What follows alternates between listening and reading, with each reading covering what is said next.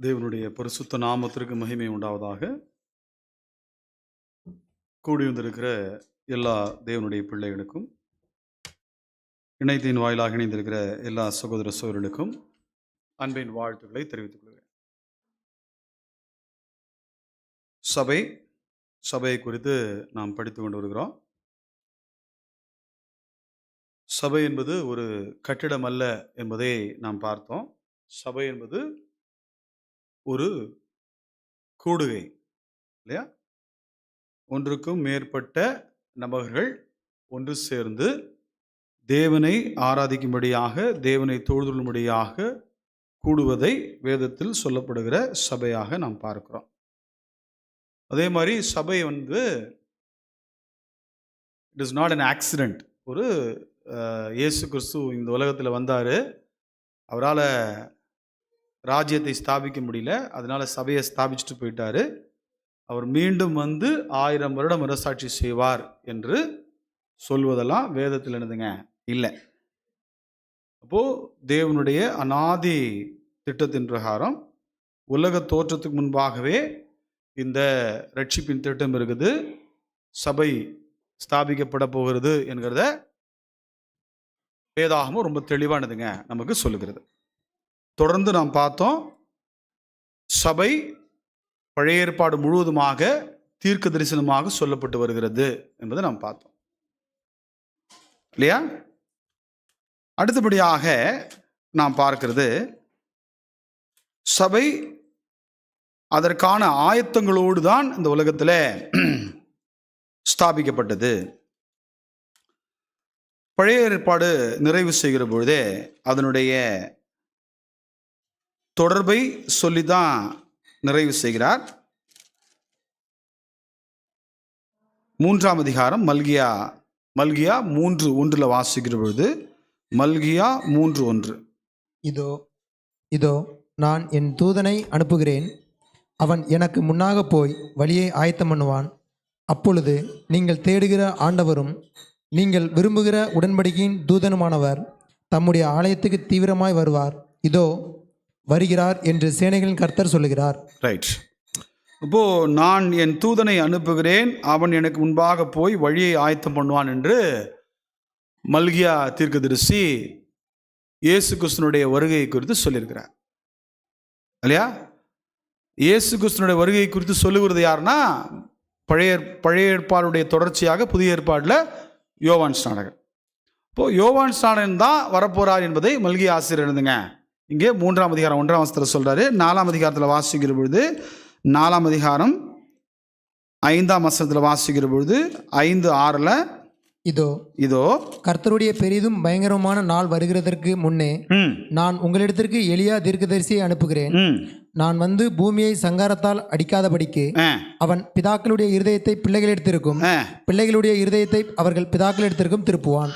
அப்போ ராஜ்யம் ஸ்தாபிக்கப்படுவது, ராஜ்யம் யாரால் ஸ்தாபிக்கப்படுவது? இயேசு கிறிஸ்துவால் ஸ்தாபிக்கப்படுவது. இயேசு கிறிஸ்துக்கு முன்பாக யார் வரப்போறாருன்னா, யோவான் ஸ்நானன் வரப்போறாரு என்கிற தகவலோடு பழைய ஏற்பாடு நிறைவு செய்கிறது இல்லையா?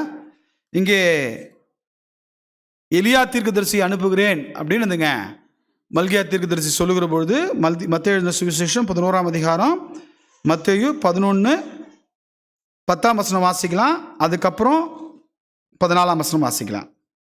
அதெப்படினில், இதோ நான் என் தூதனை உனக்கு முன்பாக அனுப்புகிறேன், அவன் உனக்கு முன்னே போய் உமது வழியை ஆயத்தம் பண்ணுவான் என்று எழுதிய வாக்கியத்தால் குறிக்கப்பட்டவன் இவன்தான். ரைட். அப்போ மல்கியாவுடைய 3ஆம் அதிகாரம் 1ஆம் வசனத்தை ரெஃபர் பண்றாரு. இயேசு கிறிஸ்து இவன் தான் சொல்றாரு. கீழே 14 வாசிக்கிற பொழுது, நீங்கள் ஏற்றுக்கொள்ள மனதாயிருந்தால் வருகிறவனாகிய எலியா இவன் தான் என்று இயேசு கிறிஸ்து யோவான் ஸ்நானகனை குறித்து சொல்கிறார். அப்போ மல்கியா 3:1 மல்கியா 4:1 என்னதுங்க இயேசு கிறிஸ்து நினைவுபடுத்தி இவர் தான் அவர்னு பேசுகிறார். அப்போ இந்த யோவான் ஸ்நானகன் என்ன பிரசங்கம் பண்றாரு அப்படின்னு நம்ம வாசிக்கிற பொழுது, மத்தேயு எழுதின சுவிசேஷம் 3ஆம் அதிகாரம் 2ஆம் வசனத்தில் வாசிக்கிற பொழுது, மத்தேயு 3:2, மனம் திரும்புங்கள், பரலோக ராஜ்யம் சமீபித்திருக்கிறது என்று பிரசங்கம் பண்ணினான். மனம் திரும்புங்கள், பரலோக ராஜ்யம் சமீபித்திருக்கிறது என்று பிரசங்கம் பண்ணினான். இப்போ நம்ம கவனிக்கணும் பாருங்க, பரலோக ராஜ்யம், கிங்டம் ஆஃப் ஹெவன் இல்லையா?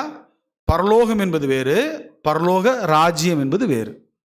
இன்னைக்கு நிறைய பேர் இது ரெண்டுத்தையும் ஒன்று அப்படின்னு புரிஞ்சுக்கிறாங்க. பரலோகம் என்பது தேவன் வாசம் செய்கிற இடம்.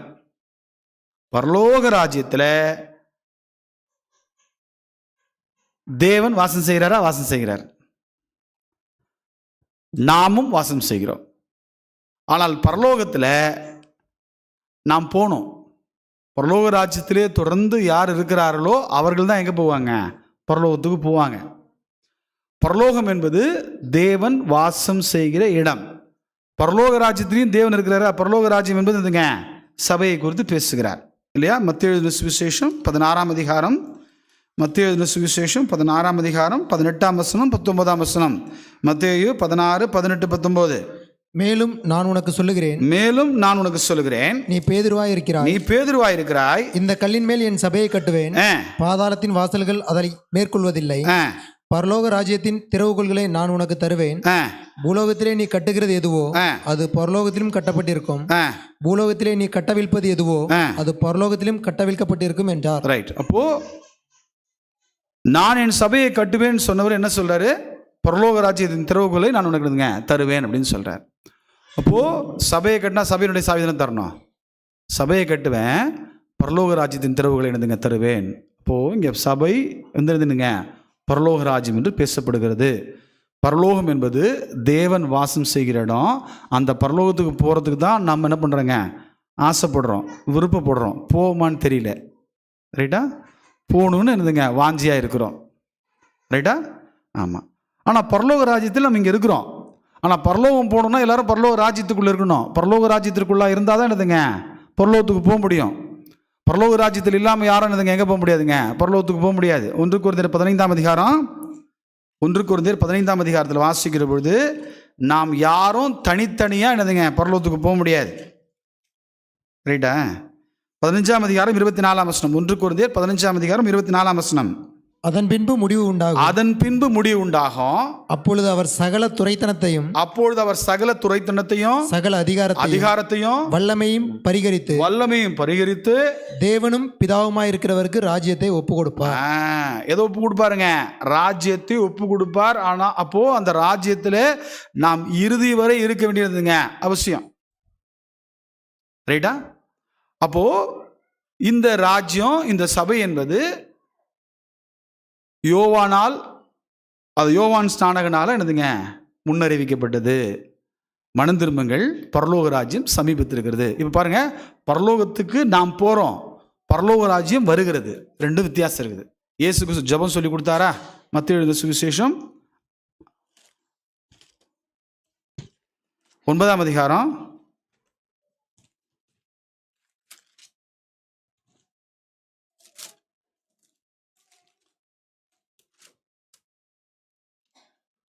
9 யாராவது ஏதாவது சொல்லுவீங்களான்னு பார்த்தேன், ஞாபகம் இல்லைல்ல. 6ஆம் அதிகாரம். ரைட். மத்தேயு 6ஆம் அதிகாரம் 9ஆம் வசனம். நீங்கள் ஜெபம் பண்ண வேண்டிய விதமாவது பரமண்டலங்களில் இருக்கிற எங்கள் பிதாவே, உம்முடைய நாமம் பரிசுத்தப்படுவதாக, உம்முடைய ராஜ்யம் வருவதாக. இல்லையா? Let thy kingdom come. கேட்டதுன? அப்போ அவருடைய ராஜ்யம் பூமியில வருகிறது. அது மேல இருந்து கீழே வருகிறது. பரலோகம் என்பது நாம் கீழே இருந்து மேலே போகுது. அப்போ இந்த ராஜ்யம் வர வேண்டும் என்று இயேசு கிறிஸ்து ஜெபத்தில் சொல்லி கொடுத்தாரு. யோவான் ஸ்நானகன் வந்துகிட்டு இருக்கு, தோ இருக்குதுன்னு அவர் சொன்னார். தோ இருக்குதுன்னு சொன்னவர் அதில் போல. எதில் போலங்க? ஆமாம், கை கெட்டினது வாய் கெட்டல அப்படின்றது யாருக்குங்க? யோவான் ஸ்நானகன். நமக்கு எப்படின்னு தெரில. யோவான் ஸ்நானகன் எட்டல.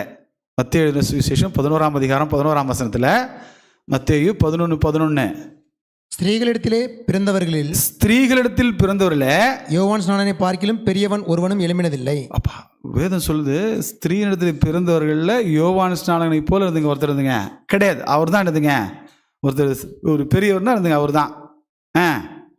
ஆகிலும் ஆகிலும் பரலோக ராஜ்யத்தில் சிறியவனாயிருக்கிறவன் பரலோக ராஜ்யத்தில் சிறியவனாயிருக்கிறவன் அவனிலும் பெரியவனாயிருக்கிறான் என்று உங்களுக்கு மெய்யாகவே சொல்லுகிறேன். எப்படி சொல்றாரு பாருங்க. இங்க வேதாகமும் யோவானை சிறுமைப்படுத்தல. வேதாகமும் பரலோக ராஜ்யம் எவ்வளவு பெருசுன்னு சொல்றார் பாருங்க. பரலோக ராஜ்யத்தில் யார் சிறியவனோ அவன் யோவானை காட்டிலும் பெரியவன்றார். சாரி இல்லையா? பரலோக ராஜ்யத்தில் யார் சிறியவனோ அவன் யோவானை காட்டிலும் பெரியவன். பரலோக ராஜ்யத்தில் சிறியவன் இருப்பானா அப்படின்னு கேட்டால் என்னதுங்க, சில சமயங்கள் அப்படி சொல்றார் இல்லையா? எப்படி சொல்றாருங்க? 1 கொரிந்தியர் 6ஆம் அதிகாரம்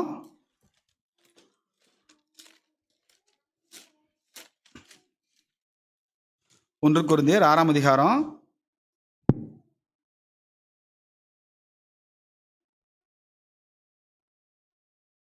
5ஆம் வசனம். உங்களுக்கு வெட்கம் உண்டாகும்படி இதை சொல்லுகிறேன். சகோதரனுக்கும் சகோதரனுக்கும் உண்டான வழக்கை தீர்க்கத்தக்க விவேகி ஒருவனாகிலும் உங்களுக்குள் இல்லையா? சகோதரனோடே சகோதரன் வழக்காடுகிறான், அவ்விசுவாசிகளுக்கு முன்பாகவும் அப்படி செய்கிறான். நீங்கள் ஒருவரோடு ஒருவர் வழக்காடுகிறது எவ்விதத்திலும் குற்றமாயிருக்கிறது. அப்படி செய்கிறதை விட நீங்கள் ஏன் அநியாயத்தை சகித்து கொள்கிறதில்லை? ஏன் நஷ்டத்தை பொறுத்து கொள்கிறதில்லை? நீங்களே அநியாயம் செய்கிறீர்கள். இல்லையா? கொஞ்சம் மாறி வந்துட்டோம்ல. 4ஆம் வசனம் படிங்க. இந்த ஜீவனுக்கேற்ற வழக்குகள் உங்களுக்கு இருந்தால் தீர்ப்பு செய்கிறதற்கு சபையில் அற்பமாய் எண்ணப்பட்டவர்களை நியமித்துக் கொள்ளுங்கள். அதாவது பவுலுடைய திட்டுதல் எப்பவுமே என்னதுமா ரொம்ப சக்காஸ்டிக்காக தான் திட்டுவார். அப்படிதான் கேட்குறாரு அவர்.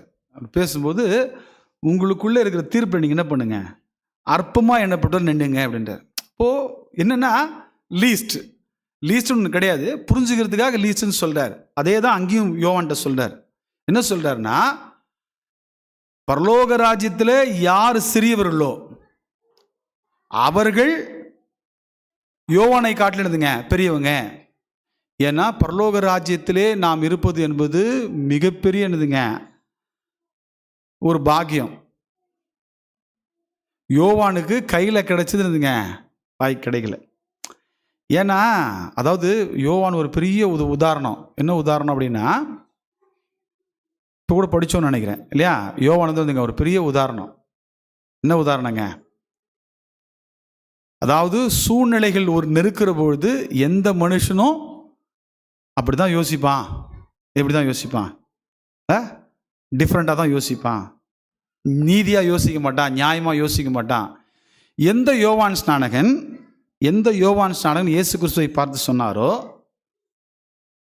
இல்லையா, நீர் பெருகவும் நான் சிறுகவும் வேண்டும் சொன்னாரோ, எந்த யோவான் ஸ்நானகன் இயேசு கிறிஸ்துவை பார்த்து இதோ உலகத்தின் பாவத்தை சுமந்து தீர்க்கிற தேவ ஆட்டுக்குட்டின்னு சொன்னாரோ, எந்த யோவான் ஸ்நானகன் இயேசு கிறிஸ்துவை பார்த்து அவர் என்னிலும் வல்லவராயிருக்கிறார் என்று சொன்னாரோ, எந்த யோவான் ஸ்நானகன் அவருடைய பாதரட்சைகளை நான் அழுப்பதற்கு பாத்திரம் அல்ல என்று சொன்னாரோ, அந்த யோவான் ஸ்நானகன் என்ன ஒரு கேள்வி கேட்டார்னா, வருகிறவர் நீர்தானா அல்லது வேறொருவரை காத்திருக்க வேண்டுமான்னு கேட்டார். ஏன் அப்படின்னா, அவரை தூக்கி ஜெயிலில் போட்டிருந்தாங்க. அவர் என்ன நினைச்சார்னா, ஏன்னா வசனம் இருக்குது பழைய ஏற்பாட்டில், சிறைப்பட்டவர்களை சிறையாக்கின்னு சொல்லி. புரியுதா உங்களுக்கு? சிறைப்பட்டவர்களை சிறையாக்கி. இப்போது யாரெல்லாம் சிறையில் இருக்காங்களோ என்னதுங்க, அவர் சிறையிலேருந்து விடுவிப்பார்ன்றதுங்க ஒரு ஒரு ஒரு தாட் இருந்துச்சு இல்லையா? அவர் அப்படி நினச்சிக்கிட்டாரான்னு எனக்கு தெரியாது. ஆனால் என்னென்னா, யோவான் ஸ்நானகன் எதிர்பார்த்தார். என்ன எதிர்பார்த்தாருங்க? எப்படி நம்ம சார் வந்து நம்மளை என்னதுங்க காப்பாற்றிடுவார். ஏன்னா அவர் பெரிய அற்புதம்லாம் பண்ணுறாரு, அவருக்கு ஒரு பேர் இருக்குது சமுதாயத்தில். அவர் என்ன பண்ணுவாருங்க, நம்மக்கிட்ட வந்து என்னதுங்க நம்மளை எப்படி காப்பாற்றிடுவாருன்றதுங்க எண்ணம் அவருக்கு என்னதுங்க இருந்திருக்கும் போல. அதனால் என்ன கேட்டார்னா, வருகிறவர் நீர் தானா அல்லது வேறொருவரை காத்திருக்க வேண்டுமான்னு கேட்டா. ஏன்னா அவர் கொஞ்சம் டிஃப்ரெண்ட்டான ஆள். யாருங்க? யோவான் ஸ்நானகன். அவருடைய காலிங்கே என்னதுங்க டிஃப்ரெண்ட்டு இல்லையா? அவருடைய காலிங்கே டிஃப்ரெண்ட்னா என்னதுங்க, அவர் எங்கே இருப்பார்? வனாந்தரத்தில் இருப்பார். அவர் என்ன ட்ரெஸ்ஸு போடுவார் இல்லையா?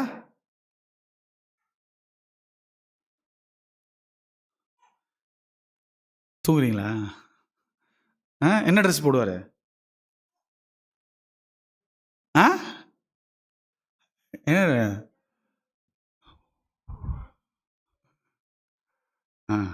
என்னப்பா கரெக்டு தான், சொல்லுங்கள், ரைட். அந்த ட்ரெஸ் போட்டிருப்பார், கரெக்டு தான், கொஞ்சம் டிஃப்ரெண்ட்டாக இருப்பார். அப்புறம் காட்டுத்தேனும் வெட்டுக்கிளியும் சாப்பிடுவார், இல்லை சொல்லும்ல. காட்டுத்தேனும், அதாவது என்னென்னா ஹீஸ் நாட் நார்மல். ஒரு டொமஸ்டிக்கில் சிவில் பீப்புள் கூட இருந்துங்க அவர் வாழ்கிறது கிடையாது. அவர் பாட்டுன்னு தனியானதுங்க ஒரு ஏரியாவில் வாழ்ந்து நிற்கிறார். ரைட்டா? நல்லா ஞாபகம் வச்சுங்க. இன்றைக்கி பலர் சொல்கிற மாங்ஸ் இல்லையா, மாங்ஸ்னு பொதுவாக சொல்கிறேன், பொதுவான வார்த்தை, அது எந்த விதமான மாங்ஸாக இருந்தாலும் சரி இல்லையா. தனியாக எங்கன்னா இமயமலையில் இருப்பாங்க, காட்டுக்குள்ளே இருப்பாங்க அப்படின்னா அதுக்கு பெரிய எக்ஸாம்பிள் யோவான் ஸ்நானகன் தான். நீங்கள் நல்லா ஞாபகம் வச்சுக்கணும், எல்லா ப்ரீச்சர்ஸும் எல்லா ப்ராஃபட்ஸும் ஊருக்குள்ளே வந்து பேசினாங்க. பழைய ஏற்பாடுலேருந்து புதிய ஏற்பாடு வரைக்கும், இயேசு கிறிஸ்துலேருந்து அப்போஸ்தலர் வரைக்கும் எல்லாம் ஊருக்குள்ளே போய் பிரசங்கம் பண்ணாங்க. யோவான் ஸ்நானகன் மட்டும்தான் காட்டுக்குள்ளே இருந்தார், எல்லாரும் அவரை தேடி போனாங்க. Is different. யாருமே வந்து வேற எந்த தீர்க்கதரிசியுமோ அல்லது எந்த போதகரையுமோ இவங்க போய் பார்த்தது கிடையாது. அவங்க தான் பின்னாடி வருவாங்க, ஊராக வருவாங்க. ரைட்டா? ஆனால் யோவான் ஸ்நானகன் மாத்திரம் டிஃப்ரெண்ட். என்னன்னா அவர் காட்டுக்குள்ள வனாந்தரத்தில் இருந்தார், அவரை காட்டு இருந்துங்க, அவர் வனாந்தரத்தில் போய் என்ன பண்ணாங்க, பார்த்தாங்க. அதனால கொஞ்சம் கடுமையாக பேசினார் அவர், கொஞ்சம் ரக்கட். அதாவது அவருடைய சாப்பாடும் அவருடைய ட்ரெஸ்ஸும் எது சொல்லுதுன்னா அவர் ரொம்ப ரக்கடான ஆளுன்னு பேசுது. அதனால அவர் சொல்றாரு விரியன் பாம்பு குட்டிகளேன்னு பேசுறாரு. பரிசேயர்கள்லாம் பார்த்து பேசணும்னா ரொம்ப தைரியம் வேணும். அவங்கள பார்த்து பரிசேயர்களை பார்த்து விரியன் பாம்பு குட்டிகளே, வரும் கோபத்துக்கு தப்பித்துக்குள்ள உங்களுக்கு வழியை காட்டினவன் யார் அப்படின்னு சொன்னா அவன்லாம் எவ்வளோ கோவம் வரும் அவனுக்குலாம். ஏன்னா they are not only spiritual leaders, they are என்னதுங்க, they had political powers also, Pharisees. ரைட்டா? they are influenced என்னதுங்க, judicial. அவங்கள பார்த்து என்னதுங்க விரியன் பாம்பு குட்டிகளேன்னு சொன்னா அவருக்கு எவ்வளோ ரகடான ஆளு. ஆனால் அந்த ஆளை அவர் சொல்லும் போது என்னதுங்க கப்சுப்புன்னு கேட்டு அவருடைய வார்த்தையை கேட்டு ஞானஸ்நானம் பெற்று போனாங்க ஒரு செட்டு. இப்படிப்பட்ட ஒரு ஆளு கையில் கிடைச்ச பரலோக ராஜ்யத்தை மிஸ் பண்ணிட்டார் இல்லை? ஏன்னா அவருடைய ஏரியா வந்து காட் டிஃபைன் பண்ணிட்டார், வனாந்தரத்தில் இருக்கணும்னு. அவர் ஊருக்குள்ளே வந்துட்டார், வேறு ஊருக்குள்ள ராஜாவுக்கிட்ட போயிட்டார். அவர் தான் வந்து யாரை பார்த்தாலும் தப்பு பண்ணா திட்டுவார். ராஜா தப்பு பண்ணாமல் இருப்பாங்களா? அதிகாரமும் பொருளாதாரமும் வந்துச்சுன்னா என்ன இருக்குங்க, அங்கே பாவம் இருக்கும். இது ரெண்டும் இருக்கக்கூடாதுங்க, ஆபத்துங்க. அதிகாரமும் பொருளாதாரமும் இருந்தானதுங்க அங்கே ஆட்டோமேட்டிக்காக என்னதுங்க பாவம் உள்ள வந்துடும். அவர் நேராக ராஜாவை பற்றி சொல்லிட்டார். என்ன சொல்லிட்டாருங்க, நீ உன் தகப்பனுடைய மனைவியை வைத்து கொண்டிருக்க, உன் சகோதரனுடைய மனைவியை வைத்து கொண்டிருக்கன்னு சொன்ன உடனே என்னதுச்சுங்க, கரெக்டாக டைம் பார்த்துக்கினே இருந்தாங்க இல்லையா. அவருடைய தட்டில் என்னதுங்க தலையை கேட்டாங்க, கட் பண்ணி கொடுத்துட்டாங்க இல்லையா. ஆமாம். இப்போ என்ன சொல்கிறோம் அப்படின்னா, பரலோக ராஜ்யத்திலே முதலாக யோவான் ஸ்நானகன் இருந்திருக்க வேண்டியது அது கை மேலே என்னதுங்க வருது, மிஸ் பண்ணிட்டார். ஏன்னா எங்கே இருக்கணுமோ என்னதுங்க அங்கே இருந்திருக்கணும். அவருடைய ஸ்தானத்தை விட்டு என்னதுங்க போயிட்டார். இந்த ஸ்தானத்தை விட்டு போகிற பொழுது என்னதுங்க அங்கே என்னதுங்க அவருக்கு ஒரு பெரிய என்னதுங்க வீழ்ச்சி உண்டானதை நம்ம பார்க்க முடியும். அப்போது என்ன பாடம் என்னென்னா, யோவான் ஸ்நானகனுடைய அடிப்படை ஊழியமே என்ன அப்படின்னா பரலோக ராஜ்யம் சமீபித்திருக்கிறது. சரி, இயேசு கிறிஸ்து வந்தார். இயேசு கிறிஸ்துடைய முதல் பிரசங்கமே என்ன? 3ஆம் அதிகாரத்தில் அவர் ஞானஸ்நானம் எடுக்கிறாரு. 4ஆம் அதிகாரத்தில் அவர் சோதனைக்கு உட்படுகிறார் இல்லையா. பிசாசு வந்து அவரை சோதிக்கிறான். சோதிச்சு முடிச்சதுக்கு அப்புறம் இயேசு கிறிஸ்து என்ன பிரசங்கம் பண்ணாரு? 4ஆம் அதிகாரம் மத்தேயு எழுதின சுவிசேஷம் 4ஆம் அதிகாரம் இல்லையா 17ஆம் வசனம் வாசிக்கிற பொழுது, அது முதல் இயேசு மனம் திரும்புங்கள் பரலோக ராஜ்யம் சமீபித்திருக்கிறது, மனம் திரும்புங்கள் பரலோக ராஜ்யம் என்னதுங்க சமீபித்திருக்கிறது என்னது பண்ணாருங்க அவர் என்னதுங்க பிரசங்கம் பண்ண தொடங்கினார். அப்போ இயேசு கிறிஸ்துனுடைய ஊழியம் எப்படி தான் ஸ்டார்ட் ஆகுது அப்படின்னு சொன்னா, நீங்க என்ன பண்ணுங்க, மனம் திரும்புங்கள் பரலோக ராஜ்யம் சமீபித்திருக்கிறது. சரி, இயேசு கிறிஸ்து பூமியில் இருக்கிற பொழுது என்ன பண்றாருங்க, தன்னுடைய சீஷர்களை ஆயத்தப்படுத்துகிறார் இல்லையா. எப்படி ஆயத்தப்படுத்துகிறார்? லூக்கா எழுதின சுவிசேஷம் 10ஆம் அதிகாரம் 9ஆம் வசனத்தில் இங்கே பாருங்க, எத்தனை பேர் போறாங்க பாருங்க, நிறைய செட்டு இருக்குது இங்கே. லூக்கா 10ஆம் அதிகாரம் 9ஆம் வசனத்தில், அவ்விடத்தில் உள்ள பிணியாளிகளை சொஸ்தமாக்கி தேவனுடைய ராஜ்யம் உங்களுக்கு சமீபமாய் வந்திருக்கிறது என்று அவர்களுக்கு சொல்லுங்கள். ஸோ இப்போ இதில் எத்தனை பேர் போகிறாங்க? இந்த இடத்துல போகும்போதுங்க 70 பேர் போகிறாங்க இல்லையா? லூக்கா 10ஆம் அதிகாரம் 1ஆம் வசனத்தில் லூக்கா 10:1. இவைகளுக்கு பின்பு கர்த்தர் வேறு 70 பேரை நியமித்து தாம் போகும் சகல பட்டணங்களுக்கும் இடங்களுக்கும் அவர்களை தமக்கு முன்னே 2 பேராக அனுப்பினார். ரைட்டா? அப்போ அந்த 70 பேரை 2 பேரா 35 பேர், 35 பேட்ச் அனுப்பி என்ன பிரசங்கம் பண்ணுங்க? மனம் திரும்புங்கள், பரலோக ராஜ்யம் சமீபித்திருக்கிறது. சரி, இயேசு கிறிஸ்துனுடைய சீஷர்கள் 12 அப்போஸ்தலர்கள் 12 அப்போஸ்தலர்கள் அனுப்புறார். மரிக்கிறதுக்கு முன்னாடி நான் சொல்றேன், மரிக்கிறதுக்கு முன்னாடி அனுப்பும்போது அவங்ககிட்ட என்னதான் சொல்லி அனுப்பிச்சார்னா, மத்தேயு 10ஆம் அதிகாரம் 5, 6, 7. மத்தேயு 10, 5, 6, 7. இந்த 12 12 இயேசு அனுப்புகையில் அவர்களுக்கு கட்டளையிட்டு சொன்னது என்னவென்றால், நீங்கள் புறஜாதியார் நாடுகளுக்கு போகாமலும் சமாரியார் பட்டணங்களில் பிரவேசியாமலும் சமாரியா நாடுகளில் பிரவேசியாமலும் காணாமற் போன ஆடுகளாகிய இஸ்ரவேல் வீட்டாரிடத்திற்கு போங்கள். போகையில் பரலோக ராஜ்யம் சமீபித்திருக்குது என்று பிரசங்கிங்கள்.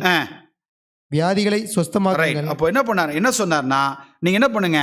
பரலோக ராஜ்யம் சமீபத்திருக்கிறது.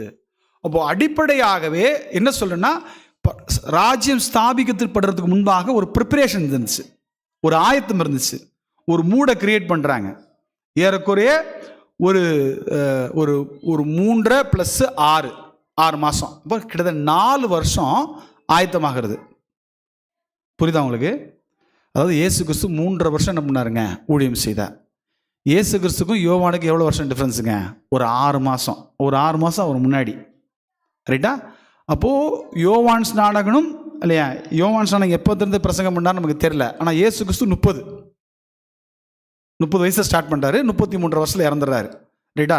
இயேசு கிறிஸ்துக்கும் யோவான் ஸ்நானகனுக்கும் 6 மாதம் என்னதுங்க டிஃப்ரென்ஸு. ஸோ சாதாரணமாக என்னதுங்க, யூதர்கள் மத்தியில் என்னதுங்க 30 வயது அங்கீகரிக்கப்பட்ட வயது, 30வது வயது என்னதுங்க பிரசங்கத்தை துவங்குறார். யோவானும் 30 வயசில் எடுத்துக்கிட்டான்னு வச்சுக்கிட்டா அதுக்கு முன்னாடி தான் ஜாஸ்தி வரும் இல்லையா? 30வது வயசில் வருகிற பொழுது அப்போது யோவான் வந்துருந்துங்க ஒரு 30 வந்திருந்தாருன்னா 3 + இருந்துங்க ஒரு 6, கிட்டத்தட்ட ஒரு 4 வருடங்கள் இருந்துங்க இந்த பரலோக ராஜ்யத்தினுடைய ஆயத்தங்கள் இருந்துச்சு. அப்போ திடீர்னு ஒரு ஆக்சிடெண்ட்டாக இருந்துங்க இந்த சபை ஸ்தாபிக்கப்படலை என்பதை நம்ம புரிஞ்சுக்கணும். அப்போது முதல்ல உலக தோற்றத்துக்கு முன்பாகவே தேவனுடைய சித்தம் இருந்துச்சு. நெக்ஸ்ட்டு பழைய ஏற்பாடு முழுவதுமாக ப்ராஃபஸியில் தீர்க்கதரிசிகளை சொல்லிக்கிட்டே வராரு, இது மாதிரி வரப்போகுதுன்னு சொல்கிறாரு. அதே மாதிரி பழைய ஏற்பாடையும் புதிய ஏற்பாடையும் கனெக்ட் பண்ணுறது தான் யாருங்க? யோவான் ஸ்நானகன். யோவான் ஸ்நானகன் என்ன தான் பண்ணுறாருன்னா, மனம் திரும்புங்கள், பரலோக ராஜ்யம் சமீபத்திற்குன்னு சொல்கிறாரு. இயேசு கிறிஸ்துவும் அதே தான் பிரசங்கம் பண்ணுறாரு. இயேசு கிறிஸ்து அனுப்பின 70 பேரும் அதே தான் பிரசங்கம் பண்ணுறாங்க. இயேசு கிறிஸ்துனுடைய 12 சீஷர்கள் அப்போஸ்தலராகப்பட்ட அந்த 12 பேர் இருந்துங்க என்னதான் பிரசங்கம் பண்ணாங்கன்னா, நீங்கள் மனம் திரும்புங்கள், பரலோக ராஜ்யம் சமீபத்திருக்கிறது. இப்போ இதில் ஒரே ஒரு காரியம் மட்டும் இயேசு கிறிஸ்து சொல்கிறாரு, இந்த பரலோக ராஜ்யம் எப்பொழுது வரும் என்ற தகவலை மட்டும் சொல்கிறேன். இன்னை வரைக்கும் ராஜ்யம் என்னதுங்க, இன்னைக்கு கூட நீங்கள் பார்த்தீங்கன்னா பலர் என்ன பண்ணுவாங்கன்னா, இந்த லார்ட்ஸ் ப்ரேயர்னு சொல்லுவாங்க, இந்த கர்த்தருடைய ஜெபம்னு சொல்லுவாங்க. அது எல்லாரும் சொல்லுவாங்க. எப்போ சொல்லுவாங்கன்னா, ஜெபம் பண்ணி முடிச்சிட்டதுக்கப்புறம் என்ன பண்ணுவாங்க, இதை சொல்லுவாங்க. நீங்கள் பல இடங்களில் நீங்கள் பார்த்துருக்கலாம் இல்லையா? பரலோகத்தில் நீங்கள் பரமபிதாவே அப்படின்னுதுங்க ஸ்டார்ட் பண்ணுவாங்க. ரைட்டா? அது இயேசு கிறிஸ்து ஒரு மாதிரி வச்சுட்டு போனார் அந்த ஜெபம். அதில் ஒரு வாசகம் இருக்குது. என்ன வாசகம் இருக்குன்னா, இதுங்க உம்முடைய ராஜ்யம் வருவதாக. இப்போ இன்னை வரைக்கும் அந்த வாசகத்தை மக்கள் சொல்கிறத நம்ம பார்க்க முடியும். ஆனால் நமக்கு சொல்கிறாரு, இயேசு கிறிஸ்து பூமியில் இருக்கிற பொழுதே அவருடைய ராஜ்யம் எப்பொழுது வரும் என்கிற ஒரு தகவலை சொல்லிட்டு போகிறாரு. மார்க் எழுதின சுவிசேஷம் 9ஆம் அதிகாரம் 1ஆம் வசனத்தில் வாசிக்கிற பொழுது, மார்க் எழுதின சுவிசேஷம் 9ஆம் அதிகாரம் 1ஆம் வசனம், மார்க் 9:1. அன்றியும் அவர் அவர்களை நோக்கி இங்கே நிற்கிறவர்களில் சிலர் தேவனுடைய ராஜ்யம் பலத்தோடே வருவதை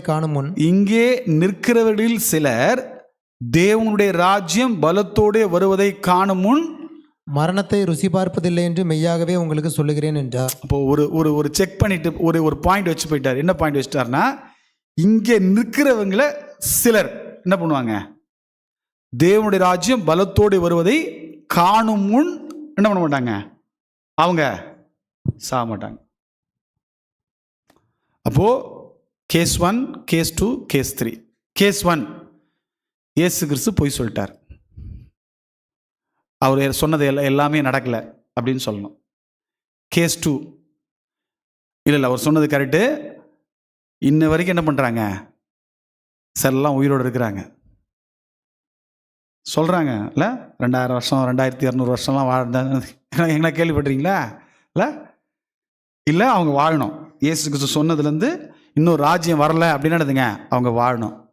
கேஸ் 3, ராஜ்யம் வந்துருச்சு. மீண்டும் ஒரு வாட்டி வாசிக்கலாமா? நீங்கள் யாரும் சரியாக கவனிக்கல. 9:1 கூட படிக்கலாமா? மார்க் 9:1. அன்றியும் அவர் அவர்களை நோக்கி, கொஞ்சம் உற்சாகமாக படிங்க. ஏற்கனவே நம்ம இருந்துங்க, நமக்கு ஒரு பேர் இருக்குது ஆவி இல்லாத சபைன்னு. அப்படியே சோர்ந்து போய் எல்லாரும் வேலைக்கு போயிட்டு ரொம்ப டயர்டாக வந்திருக்காங்க. இதில் நீங்கள் வேறு ரொம்ப அப்படியே அப்படி கணீர்னு படிங்க. அன்றியும் அவர் அவர்களை நோக்கி, இங்கே நிற்கிறவர்களில் சிலர் தேவனுடைய ராஜ்யம் பலத்தோட வருவதை காணும் முன் மரணத்தை ருசி பார்ப்பதில்லை என்று மெய்யாகவே உங்களுக்கு சொல்லுகிறேன் என்றார். இங்கே நிற்கிறவர்கள் சிலர் என்ன பண்ணுவாங்க, தேவனுடைய ராஜ்யம் பலத்தோட வருவதை காணும் முன் மாட்டாங்க, மறிக்க மாட்டாங்க. அப்போ கேஸ் 1, இயேசு கிறிஸ்து சொன்னதெல்லாம் நடக்கல, இதுவும் நடக்கல அப்படின்னு சொல்லுங்க. அது ஒத்துக்க மாட்டீங்களா? ஐயா அது எப்படி இயேசு கிறிஸ்து சொன்னால் நடக்காமல் இருக்கும் அப்படின்னு சொல்லுவீங்க. அப்போ கேஸ் 2, சொன்னார் அவங்களாம் இன்னும் உயிரோடு இருக்கிறாங்க அப்படின்னு சொல்லுங்கள். இல்லைனா ராஜ்யம் வந்துருச்சு. கரெக்டா? ஏன்னா இன்றைக்கி என்ன பண்ணுறாங்க, உங்களுடைய ராஜ்யம் வருவதா என்ன பண்ணுறாங்க, ராஜ்யத்திற்காக காத்திருக்கிற மக்கள் இருக்காங்க. அப்போ வேதம் ரொம்ப தெளிவாக சொல்லுதுங்க, ராஜ்யம் வந்துருச்சு இல்லையா? நேரம் ஆயிடுச்சு. கர்த்தருக்கு சித்தமாக தொடர்ந்து நாம் படிப்போம். தெய்வம் தாமே நம்ம ஏவரையும் ஆசீர்வதிப்பாராக.